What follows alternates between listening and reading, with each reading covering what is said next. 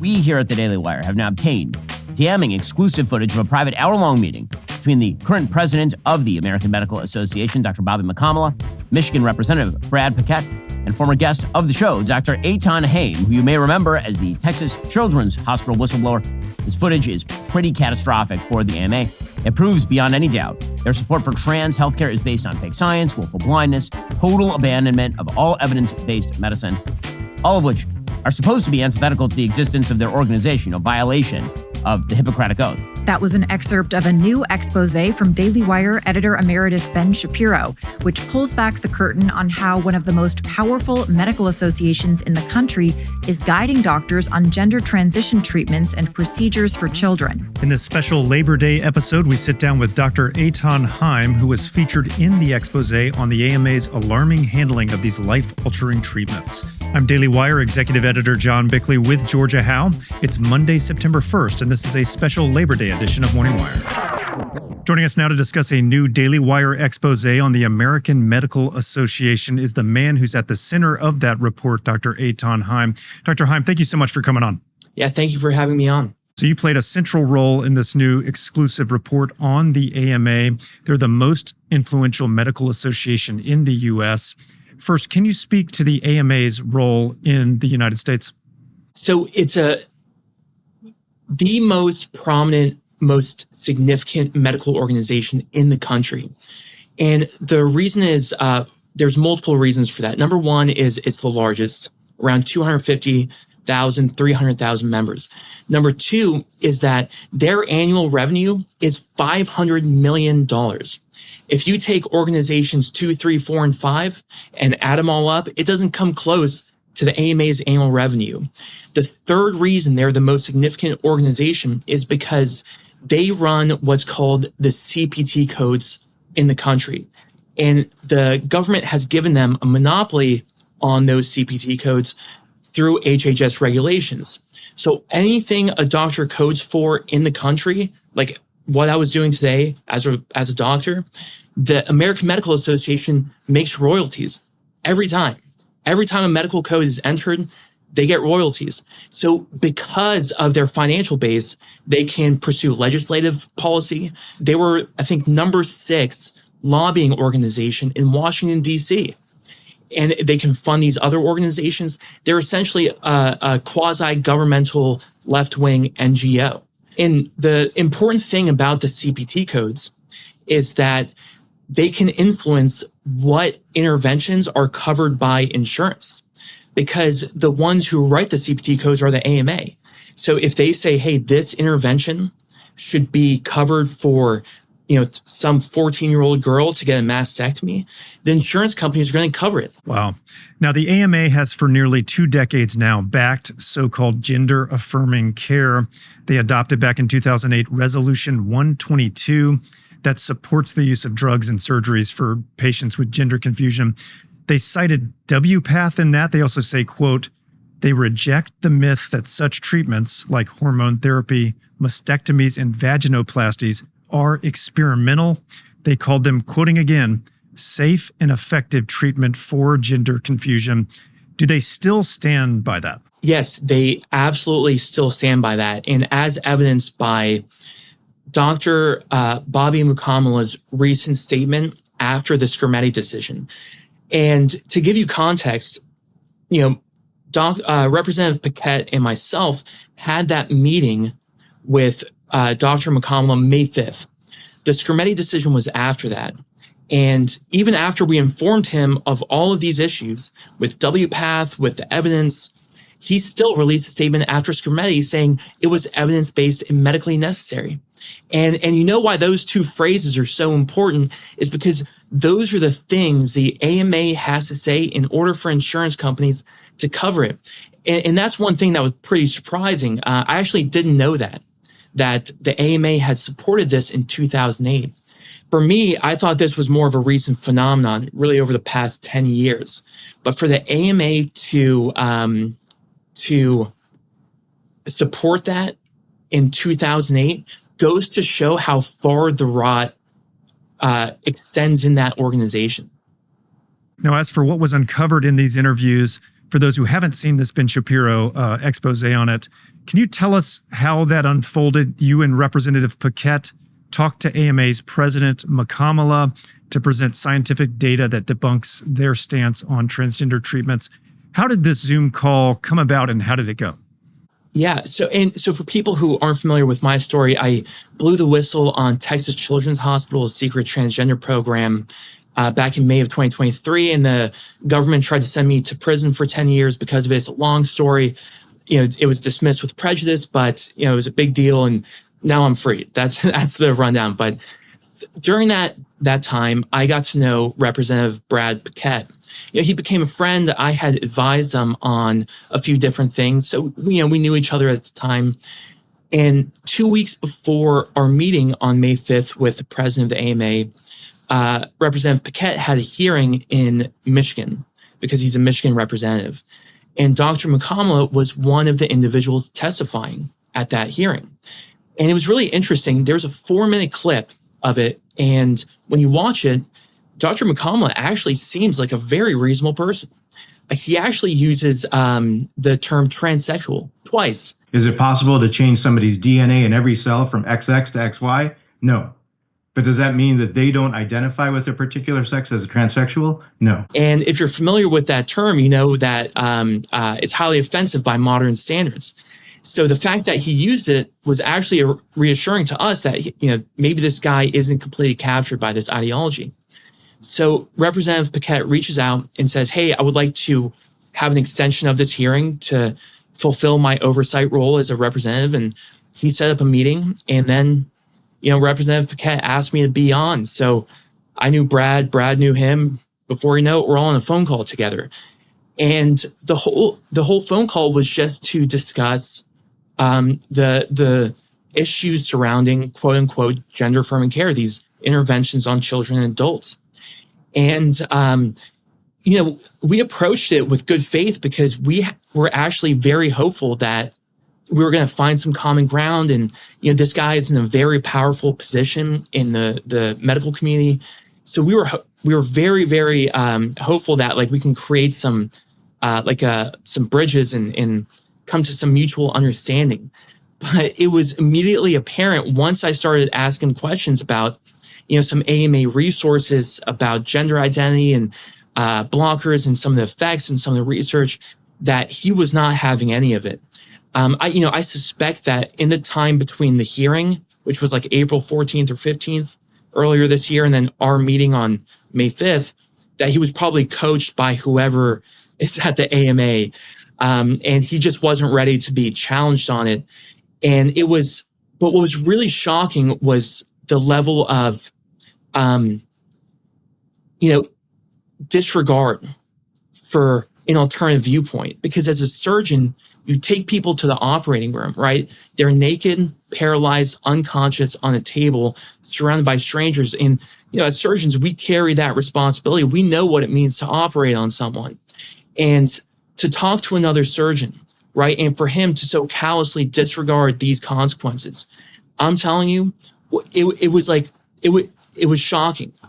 It was truly shocking. I actually wanted to play a clip from the interview that really stuck out to me about Dr. McCamala's behavior. At one point, in this very incredibly unprofessional, dismissive way, he used a hand gesture as you're talking about the scientific facts that refute his case. Here's some of that moment. I'm not an expert at all in the science that you're talking to me about. I defer to the experts. If you would like an opinion from an expert on this, feel free to talk to an expert. So infertility is a result of puberty blockers being used in Tanner stage 2. A micropenis is a absolute... I'm sitting in the same place where I had that meeting. I remember sitting here and seeing that on the screen where he made that gesture and just thinking this is a different universe. How can someone act so disrespectfully towards a colleague, especially when the thing we're talking about, I know, he knows this, right? He knows that this is a big deal, that these blockers result in significant physiological impacts. He knows it. Every doctor knows it. The effects are self-evident in the name, puberty blockers, right? Like the name is self-evident, just like antihypertensives, lower blood pressure, blood thinners, thin blood. And I think it's this sense of power that these doctors have had for so long, right? They have had generational trust built up, and they abuse that trust and just think they can call themselves experts and we're supposed to believe them. And it's awful, because this is the reason that no one trusts doctors anymore. And he's in a position to do something about it. And I always go back and think about these people who are being harmed, just like my patients. Like, every time I take care of someone, I have to treat them like a family member of my own, because I'm a doctor, right? That's my job. I have to treat him that way.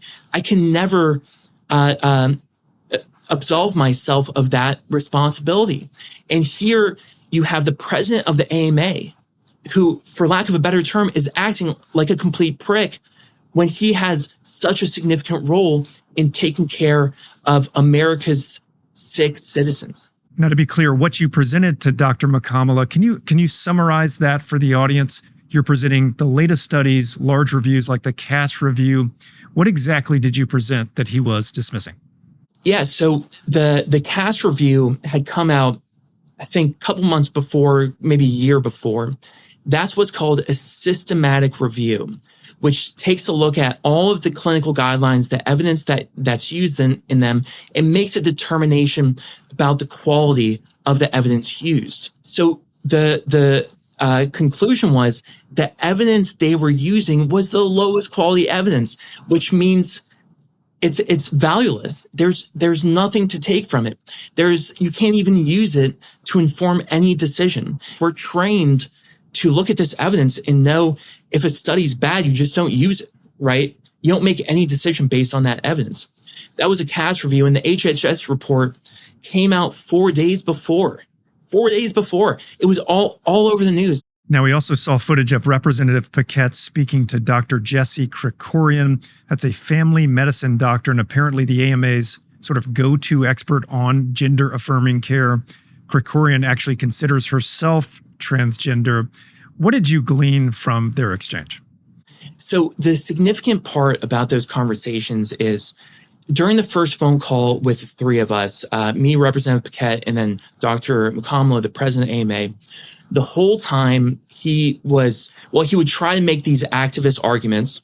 Once I would push back, he would immediately fall back on, well, I trust the experts. I don't read the studies themselves. I don't know anything about it, right? Who are the experts, right? Well, Representative Paquette reached out to Dr. Makamala after that phone call and said, Dr. Makamala, I would like to speak with your expert.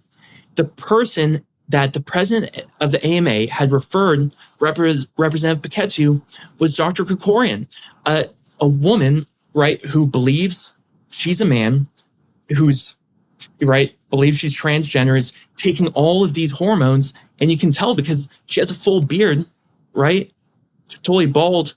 And during those conversations, it is as clear as day that this person has no idea what she's doing, how to evaluate the evidence, has no ethical framework that instructs her care of these patients.